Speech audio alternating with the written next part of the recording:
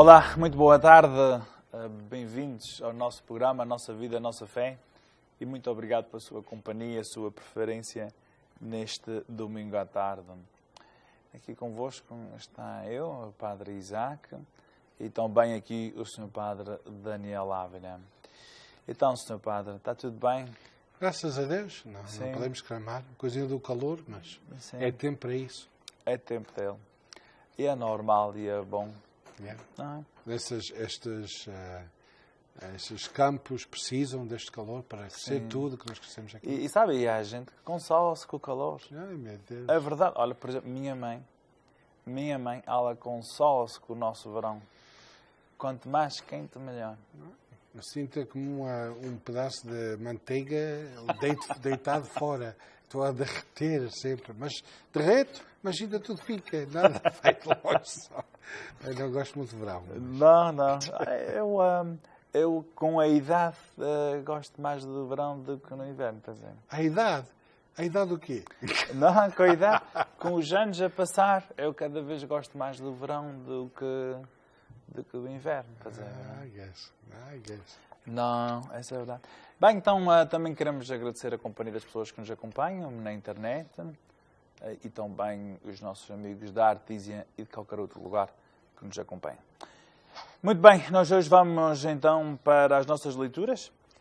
Vamos começar com o Evangelho, embora seja um Evangelho assim um pouco mais curto, mas que de certeza vai dar muito o que falar, porque tem que ser bem explicado para não começarmos aí a sermos protestantes dizendo coisas erradas sobre Nossa Senhora, porque quando nós não sabemos certas coisas, facilmente nos enganamos ao ler o que parece ser, mas nem sempre tudo é. Tem um amigo meu que ele diz que ele acredita em metade do que vê e nada do que dizem. E é verdade, sabe? Tem certa verdade nisso. Nem sempre tudo o que parece é. E só com o conhecimento é que começamos a entender mais as coisas.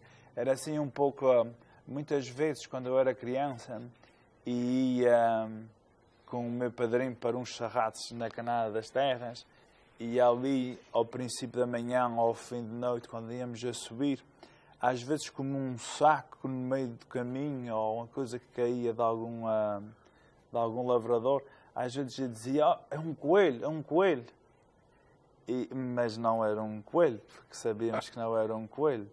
Ou também uma vez em que eu fui também com ele e o Sr. José Gabriel, que íamos para a cidade na antiga reta, e o calor, bem, era calor, mas o sol no asfalto. Eu até disse, olha, choveu para aqui. Quem não sabe, nem tudo o que se vê e nem tudo o que parece é. E é por isso que é preciso ter um pouco disto, um pouco de um estudo bíblico,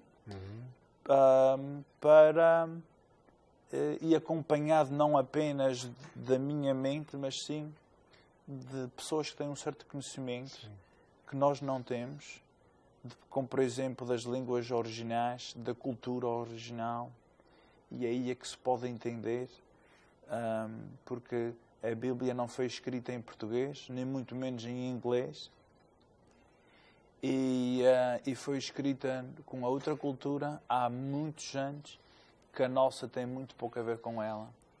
E aí facilmente fazemos erros. Para confundir-nos. Exatamente. Então, vamos ao Evangelho. E o que o Sr. Padre está a dizer mesmo vai tocar bem, porque falando de profetas boas e falsos, temos que distinguir o que é a verdade do que não é a verdade. Estamos ainda lendo no Evangelho de São Marcos e aí vamos. Se alguém está seguindo na sua Bíblia, estamos em Marcos 6, capítulo 6, os versículos 1 a 6. Naquele tempo, Jesus dirigiu-se à sua terra e os discípulos acompanharam-no. Quando chegou o sábado, começou a ensinar na sinagoga. Os numerosos ouvintes estavam admirados e diziam: de onde lhe vem tudo isto? Que sabedoria é esta que lhe foi dada e os prodígios, milagres feitos por suas mãos? Não é ele o carpinteiro, filho de Maria, irmão de Tiago, de José, de Judas e de Simão?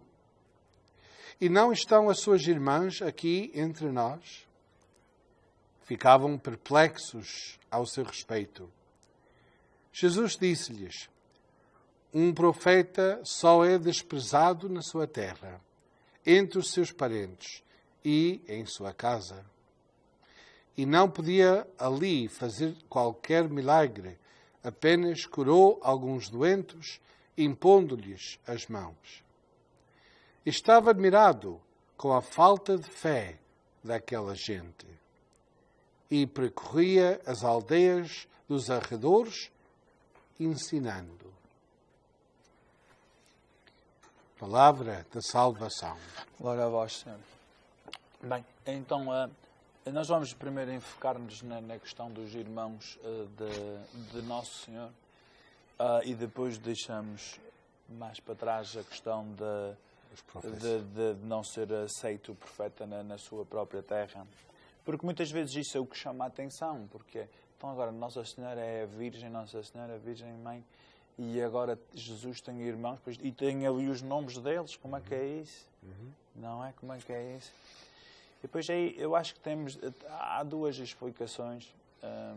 Uma é dentro da Bíblia e outra é fora da Bíblia. A primeira explicação fora da Bíblia é a palavra irmão. O que é um irmão? E como é que essa palavra é usada não hoje, mas para os judeus? O que é que os judeus consideravam um irmão? E depois aí, quando nós fazemos um estudo dessa palavra dentro da cultura judaica, nós vemos que irmão muitas vezes é a mesma palavra usada para primos, em que os judeus não distinguiam entre irmão e primos. Irmãos direitos. Sim. O que nós na nossa comunidade, o que nós açorianos dizemos primos filhos de irmãos, esses primos filhos de irmãos, os judeus consideravam tudo isso como irmãos. Parente. Era assim. E os outros é que eram parentes. Até como nós em português, na nossa linguagem açoriana, existem os primos filhos de irmãos. O que é isso? Ora, pois são os filhos dos meus tios. São os meus primos filhos de irmãos. Filhos de irmão de minha mãe ou do meu pai. E os outros primos o que é que são? Segundo grau, terceiro grau. Nós realmente em português não usamos muito isso. São primos. Todos os outros entram tudo dentro de um saco. São primos. Não é? Em inglês não. Em inglês, na cultura que vem da Inglaterra, obviamente, em inglês, existe aquela distinção de primos de primeiro grau, em segundo grau, etc. E eles não têm uma palavra para dizer os primos filhos de irmãos. Porque é outra cultura. Todas as culturas têm diferentes... Maneiras distintas. E se nós não soubermos isso, vamos pensar, olha, a Nossa Senhora teve mais filhos. Ou até pode dizer, talvez é porque eram filhos de São José e eram meios irmãos. Até pode ser, quem é que sabe? Quem é que sabe se ele tinha mais filhos ou não? Quer dizer, São José. Mas não necessariamente só por ouvir a palavra irmão quer dizer que era irmão de sangue. Podiam ser esses tais primos, filhos e irmãos, que nós sabemos que Nosso Senhor tinha tios, tinha tias e que tinha primos. Então aí vem a utilização dessa palavra irmão, que São Marcos é o que a usa mais. São Marcos, mais ninguém é que usa mais essa palavra irmãos. E a importância do facto, porque alguns querem bater neste ponto para dizer que a Igreja Católica ou aqueles que seguem a Bíblia, que tem que se ver que isto desmenta então a autoridade da igreja dizendo que ela era virgem antes, durante e depois do parto, não? Não, isto é explicável, não? Que a palavra tem que ser entendida. Agora, se lemos em inglês, brothers, não? Or sisters, ou em português, irmãos e irmãs, e não pomos no contexto da cultura em que isto foi escrito e a idioma que foi usado, então facilmente dizemos, olha, diz irmãos, tem que ser irmãos, não? Nós temos que fazer como o Sr. Padre está a fazer, sim, é dar-nos a ver o contexto, não? Sim, pois essa é a primeira explicação, e que é verdadeira, isso não é nenhuma mentira. Quer dizer, podem discutir se eram irmãos ou não, mas se é verdade que na cultura dos judeus eles chamavam os primos por irmãos, isso aí é verdade verdadeira. E não é a única cultura que faz isso. Os africanos têm muito nisso. Eu no seminário tive vários seminaristas que eram africanos da África que vinham para cá de um tipo de intercâmbio, coisas assim. E muitas vezes a falar com eles, a lavar pratos, ou a jogar futebol, ou qualquer uma coisa, eles falavam sempre o meu irmão aqui, minha irmã ali. E ia dizer, mas quantos irmãos é que este gajo tem? E depois aí é que fazer a pergunta, é que eu vinha saber que na cultura deles, todas as pessoas que eram da família os chamavam por irmãos. E depois aí eu é que tive que dizer a ele, olha, eu perguntava às vezes, mas isso era irmão de sangue ou era só irmão? E aí é que ele dizia, distinguia, porque na cabeça deles eles não distinguiam. E isso é uma razão por qual em África existe tanta violência, porque eles consideram todas as pessoas que são do seu tribo como irmãos. Os que não são do seu tribo não são irmãos e, portanto, podem fazer com eles o que querem, porque não veem que são irmãos. E que também faz uma parte da nossa fé cristã de Nosso Senhor a ensinar-nos de tratarmos como irmãos. Para vermos que isto é mais que sangue, não é? Pois essa é uma. A outra é, quando nós lemos a Bíblia, os Evangelhos, nós facilmente podemos saber quem é que são estes tais Tiago, José, Judas e Simão. Quando nós lemos no fim dos Evangelhos, na narração da crucifixão de Nosso Senhor, todos menos São Mateus dizem quais são essas pessoas que estavam ao pé da cruz. E dentro desses nomes ao pé da cruz, aí nós podemos saber quem é que são esses nomes que aqui vimos. Mas isso vem depois do Evangelho. Vem depois do intervalo. Então aí vamos falar e explicar estes tais supostos irmãos.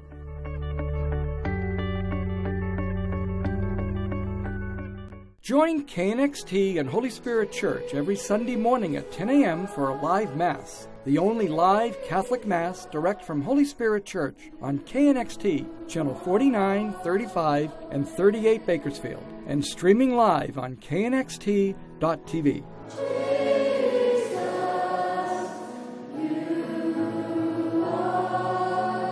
The first live Mass every Sunday at 10 a.m. on KNXT and knxt.tv. We're here before dawn. We're here at midnight. We're here when life begins, and here when it ends. We spend hours training, bonding, and earning their trust. We are their voices, their allies, and their advocates, now and in the future. This is not just our job. It's our passion.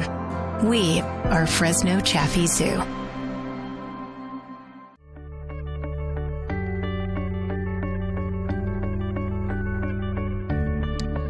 Olá, amigos. Cá de novo, aqui estamos, meus irmãos, para continuarmos. Primos ou meus irmãos? Aqui são irmãos em Cristo. Aqui Todos os meus irmãos e irmãs em Cristo. Aqui para continuarmos com a nossa leitura. Então, e como eu estava a dizer, quando nós lemos, tive pena que não trouxe a Bíblia em português, aí podíamos acompanhar versículo por versículo. Mas ao pé da cruz, em todos os Evangelhos, é interessante que as pessoas que estão lá mudam, nunca são as mesmas. Não há nenhum evangelho que seja exatamente as mesmas três. Sim. Sempre mudam. E uma das coisas que nós notamos é que menciona uma irmã de Nossa Senhora. Agora, se essa irmã de Nossa Senhora estava lá, é porque ele tinha pelo menos uma tia. E também diz os nomes dos filhos dessa tia. Agora, quem é que são os nomes dos filhos dessa tia, senão este Tiago e este José? Só para dizer que às vezes na Bíblia há certos nomes que mudam de Evangelho para Evangelho. Como, por exemplo, São Bartolomeu. São Bartolomeu, nos Evangelhos sinópticos, está como Bartolomeu. No Evangelho de São João está como Natã. Agora, quem não sabe isso pensa que diferentes pessoas. São diferentes pessoas. Ou isto está falso. Estão dizendo mas não é bem assim. Porque eu conheço muitas pessoas que para uns é conhecido por um nome e para outros é conhecido por outro nome. Porque talvez o nome dele é José Manuel, para mim é José, para si é o Manuel, é o José Manuel, é o Bartolomeu Natã. Ora, o Bartolomeu Natã, no fim, é a mesma pessoa. Tão bem como este José tem outro nome, que eu acho que é João, agora de repente engana-me, e basicamente diz que são os filhos dos relâmpagos, que é este José e este Tiago. Na carta destes Judas, há uma carta na Bíblia que é a mais pequenina de todas, que é de Judas, e no princípio diz que ele é irmão de Tiago. Ora, se ele fosse irmão de Jesus, ou tinha dito eu, Judas, irmão de Tiago, de Jesus, mas não. É eu, Judas, irmão de Tiago. Isso aí indica que não era irmão de sangue de Nosso Senhor. E este Simão, também nesta lista dos apóstolos, nós sabemos que há dois Tiagos, e há 2 Simões, há 2 Judas. E numa das listas dos apóstolos, diz que era um Simão, o cananeu, ou de Canaã. Ora, Jesus não era de Canaã. Jesus era de Nazaré, da Galileia. Também Canaã também era da Galileia. Mas isso, facilmente, nós com a Bíblia podemos provar, ver que estes supostos irmãos não eram assim tão irmãos de sangue. E com uma simples... ao ler isto simplesmente, seja em português ou em inglês, e sem ter outros conhecimentos, vemos essa palavra irmãos e automaticamente podemos então atacar que isso é utilizado para tirar a credibilidade da doutrina da Igreja. Para quem diz se a Igreja não está certa nisto, então não está errado em tudo. Está errado em tudo, ou em que é que está mais errado. E este ponto não é o mais importante deste Evangelho? Sim, não é, mas é um ponto que distrai. Sim, distrai as muito. Pessoas ficam nisso. Sim, ficam, não ouvem outra coisa senão isso. Está usando isso, eles estão a dizer, e para a mesma coisa. Estão tentando ou estão perplexos, não sei se estão ainda de maldade, mas já havia alguns que de maldade queriam comprovar que Jesus... Como é que podia ser tão importante, o Filho de Deus? Ele é daqui, ele é conhecido aqui, ele é de parentes, ou amigos, ou irmãos, aqui entre nós. Como é que ele pode ser este milagroso que faz milagres? Era um ponto usado para ir ao contrário do que Jesus estava fazendo, não? E continua a ser hoje em dia. Muitas vezes peguem neste ponto a dizer aí a Igreja quem é, e a Igreja não tem verdade, e a Igreja é mentirosa, e tudo isso, não? Porque é que faz aí o que o seu padre disse é verdade, porque o caso é, as pessoas no tempo dele, a dizer não é filho do carpinteiro, não é aqui nós teus irmãos, como o que estão a tirar a divinidade de Jesus. Eles queriam fazer ou só queriam ver Jesus como um homem. E aqui estão os seus irmãos. Ele é um como a nós. Ele não é Deus. Estão a tirar a divinidade. Quando nós negamos a virgindade de Nossa Senhora, o que também estamos a fazer, estamos a tirar a divinidade de Deus. Porque ao tirar o milagroso do seu nascimento, ao tirar a importância de como nasce da sua mãe, é automaticamente a tirar um pouco de Jesus e de onde ele vem e quem ele é. E porque essa também faz parte da outra distração. Uma é a distração dos irmãos que vêm de parte dos protestantes.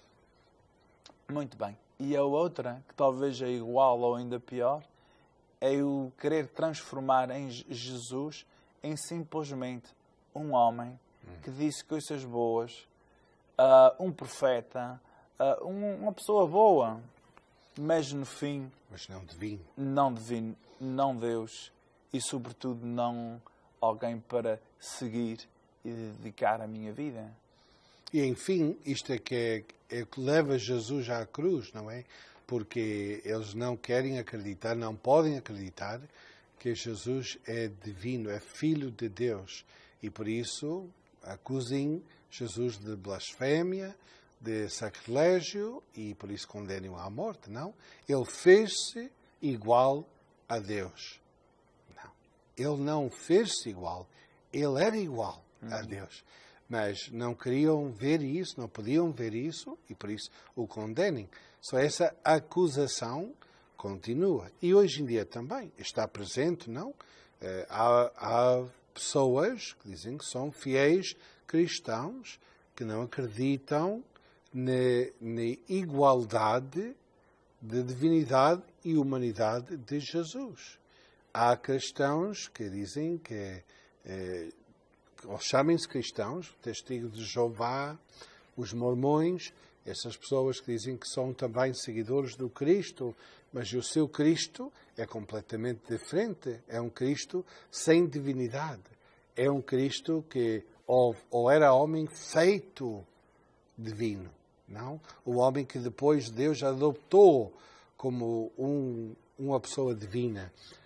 Ou um Deus separado de Deus Pai e de Deus Espírito.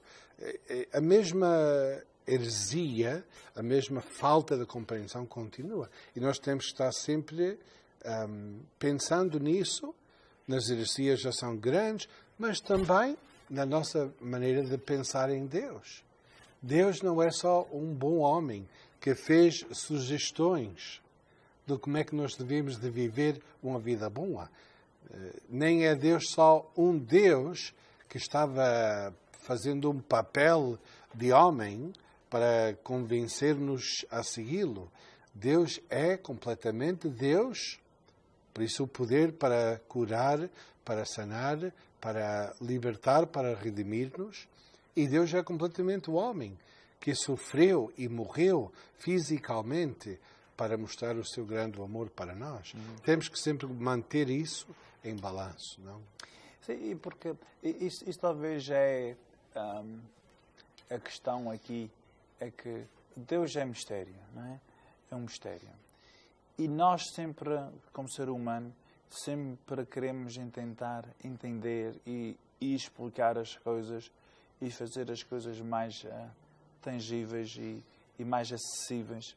E nesse processo em que queremos simplificar as coisas, aí é que às vezes caímos nos erros de como é que nós vamos simplificar o mistério de todos, que é Deus. Porque nós nunca vamos conhecer completamente, Deus nunca vai entrar na nossa cabeça.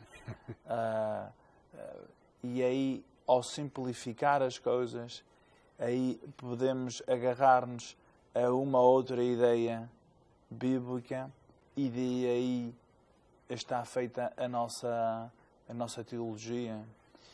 E não sempre deixamos o espaço para para algo mais profundo e algo mais maior. E eu acho que a nossa compreensão é importante, porque, segundo o Evangelho de hoje, diz essa linha, que ele não pôde fazer milagres aí, porque tão grande a sua falta de fé. E só podia curar alguns doentes e pôr as mãos sobre alguns.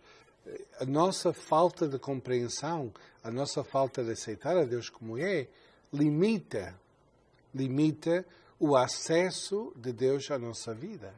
Não é que Deus não pode entrar em nós e esforçar-nos a ser fiéis, não?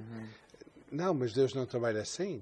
E se nós temos essas dúvidas, se nós pomos pretextos, obstáculos na nossa compreensão de quem é Deus, então nós limitamos o poder de Deus trabalhar na nossa vida, não?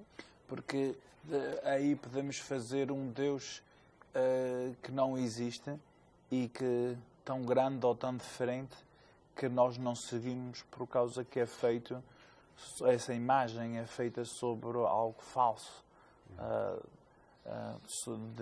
de Deus. Não é?